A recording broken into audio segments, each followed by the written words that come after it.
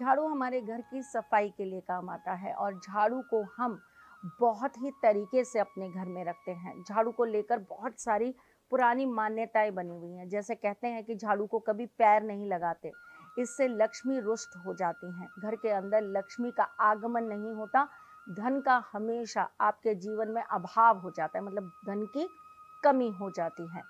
झाड़ू को कभी भी खड़ा करके नहीं रखा जाता, इससे भी आपके घर के अंदर लक्ष्मी जी का वास नहीं रहता। झाड़ू को लक्ष्मी जी का ही रूप माना जाता है और इसीलिए झाड़ू को रखने के लिए भी विशेष रूप से कुछ आपको नियम बताए गए हैं। झाड़ू को कभी भी किसी के सामने नहीं रखा जाता। झाड़ू को कभी भी संध्या के वक्त नहीं निकाला जाता। झाड़ू कभी भी अपने घर की किसी और को नहीं दी जाती।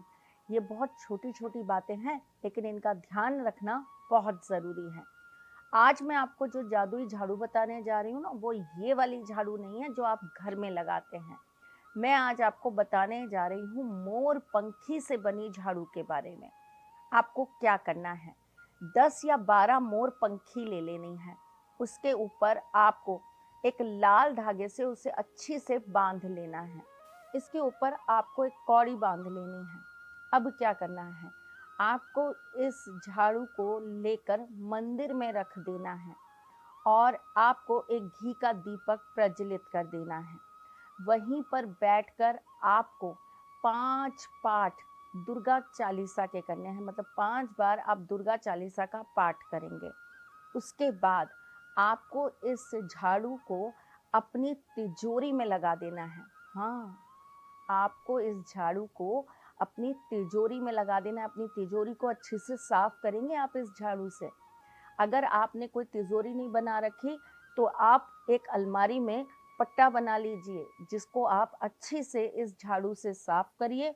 वहाँ पर आप स्वास्तिक का चिन्ह बनाइए और वहाँ पर आप कुछ अपने हाथ से पैसे रख दीजिए, चाहे सिक्के ही रख दीजिए, और वहीं पर आप अपनी कीमती चीज़ें रखना चालू कर दीजिए। ध्यान रखना वो जगह बंद होनी चाहिए, खुले में मत कर देना ये काम।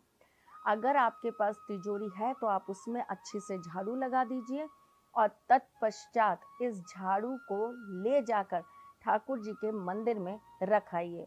प्रार्थना कराना कि मेरे जीवन की समस्याओं का समाधान करिए और मुझे इस जादुई झाड़ू से अरबपति बना दीजिए। चलो बोल देना अरबपति, आप अरबपति बोलोगे तो वो आपको लखपति तो बना ही देंगे। कोई बात नहीं, बोल के आ जाना और उसके बाद लालच मत रखना। ये मत कहना कि मैंने अरबपति बोला तो अब अरबपति ही बन जाऊंगा मैं।